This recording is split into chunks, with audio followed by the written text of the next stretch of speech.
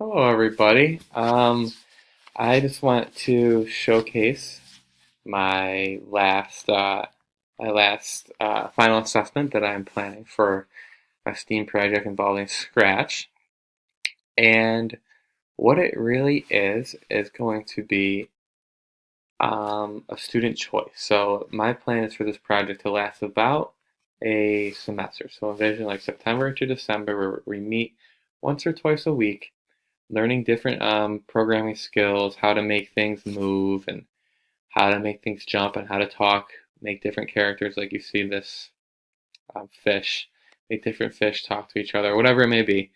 And it's all building up to these skills, mini projects, pretty restricted um, until about December, where I would open things up and let and present this final assessment, which will be an open choice for students.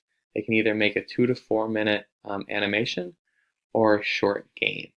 And I really want kids to take ownership in it, because once they take ownership and let their creativity flow, they're going to produce some outstanding projects um, that they can be proud of and even enjoy in the process.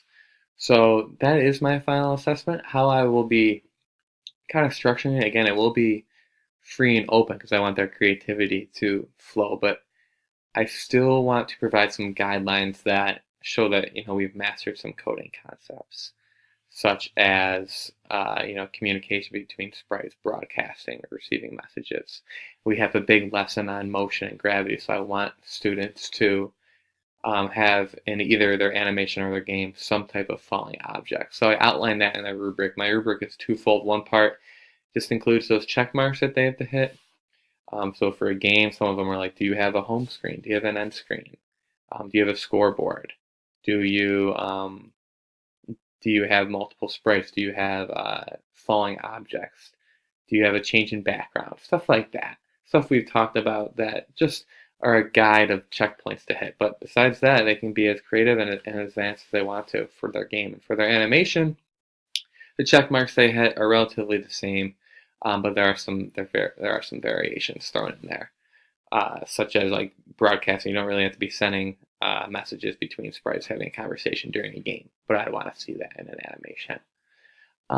So then my hope is that, they work in groups of 2 to 3, and sooner or later, they feel confident. But the real timeline is hopefully four meetings, and then that last week before break in December, I would have the culmination. There wouldn't be no grades since an after school activity. The culmination would take the form of a pizza party where kids and their groups can walk around, do different animations, very lighthearted, and play with each other's products, play with each other's games, see what they come up with, and just have a good community, something they can be happy that they joined for sure.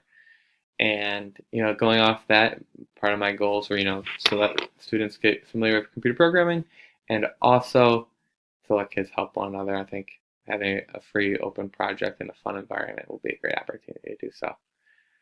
So yeah, that's pretty much my final project. I have a game right here that I can perhaps post that you can play. But besides that, I hope the kids can enjoy and help one another and have fun. All right, thank you.